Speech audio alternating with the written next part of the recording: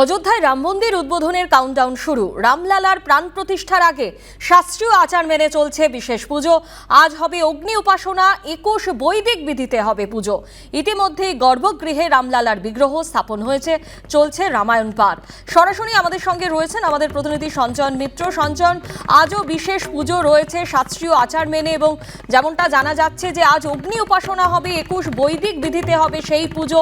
ঠিক কি চলছে এই মুহূর্তে সেখানে?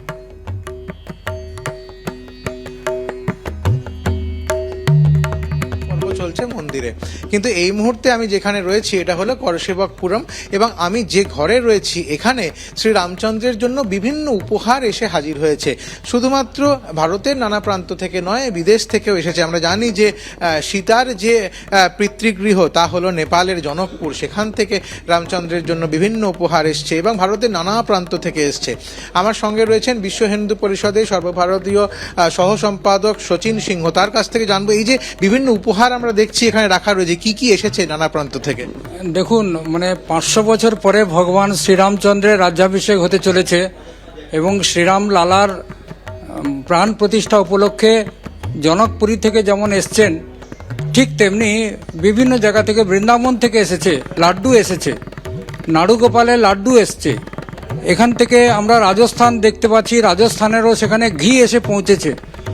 পশ্চিমবঙ্গের সুন্দরবন থেকে মধু এসে পৌঁছেছে, এখানে 101 কেজি মধু এসছে একটা রথের মধ্যে সাজিয়ে। ঠিক তেমনি ভারতবর্ষের বিভিন্ন জায়গা থেকে এই ধরনের উপহার এসছে, সেখানে আমরা এখানে সাজানো আছে দেখছি।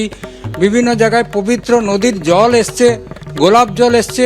বিভিন্ন জায়গায় যেখানে বিখ্যাত সেখানে অভিষেকের জন্য জলাভিষেক থেকে আরম্ভ করে, মধু অভিষেক থেকে আরম্ভ করে, ঘি, এই ধরনের বিভিন্ন অভিষেক হবে।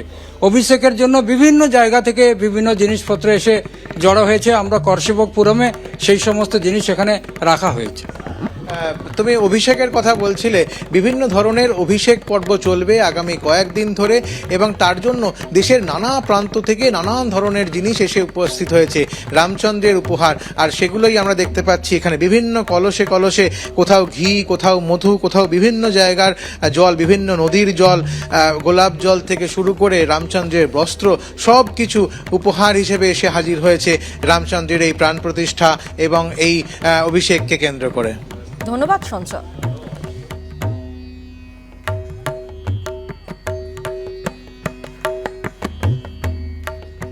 একদিকে যখন আমরা দেখতে পাচ্ছি অযোধ্যা জুড়ে একেবারে শেষ মুহূর্তের প্রস্তুতি চলছে এবং আজও বিশেষ আচার মেনে সেখানে পূজার্চনা হবে, এবং অন্যদিকে মন্দির উদ্বোধনের ঠিক দুদিন আগে নিরাপত্তার কড়াকড়ি অযোধ্যায়।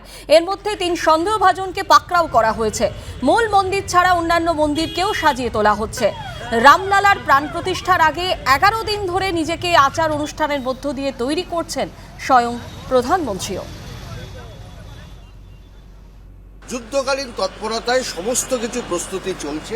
তুমি দেখো, সমস্ত মন্দিরগুলো, এখানে যে মন্দিরগুলো আছে সেগুলোকে সংস্কার করা হচ্ছে, এবং রাস্তাঘাট, পুরো রাস্তাকে জুড়ে বিভিন্ন জায়গায় তার সংস্কার করা। এই মুহূর্তে দেখলে সত্যি তাক লেগে যেতে হয়। অযোধ্যা একটা গ্রাম, সেই গ্রামে এই মুহূর্তে আসতে পারে মনে হবে যেন এমন একটা জায়গায় দাঁড়িয়ে রয়েছি যেটা ভারতবর্ষের মানচিত্র থেকে বোধহয় সম্পূর্ণ আলাদা। সমস্ত অযোধ্যাটা সেইভাবে সাজানো হয়েছে। প্রধানমন্ত্রী তিনি আগের দিনই চলে আসবেন এমনটাই খবর, এবং 21 তারিখ থেকে তিনি এখানে থাকবেন। 22 তারিখে প্রাণ প্রতিষ্ঠা করার আগে তিনি সেখানে যাবেন। এবং যেটা জানা যাচ্ছে, বিজেপি সূত্রে যেটা জানানো হচ্ছে যে গত 11 দিন ধরে প্রধানমন্ত্রী তিনি কিন্তু নানা ধরনের আচার অনুষ্ঠানের মধ্যে নিজেকে রেখেছেন। কারণ প্রাণ প্রতিষ্ঠা করার 11 দিন আগে থেকে জম পুজো বলে একটা পুজো আছে, যেখানে শুধুমাত্র নারকেলের জল খেয়ে থাকতে হয়, এবং যেদিনকে এই প্রাণ প্রতিষ্ঠান করবেন অর্থাৎ 22 তারিখে, সেদিন কিন্তু তিনি কিছু খাবেন না। এমনটা ভাবে নিজেকে তিনি প্রস্তুত করছেন যে যত রকম আচার আচরণ আছে সমস্ত আচার আচরণ মেনে। তবে একই সঙ্গে কিন্তু নিরাপত্তা বলয়ে গোটা অযোধ্যা ঘিরে ফেলা হয়েছে। গতকাল 3 জনকে অ্যারেস্ট করা হয়েছে তাদের কার্যকলাপের থেকে। ফলে সতর্ক কিন্তু এই মুহূর্তে অযোধ্যা 22 তারিখের জন্য।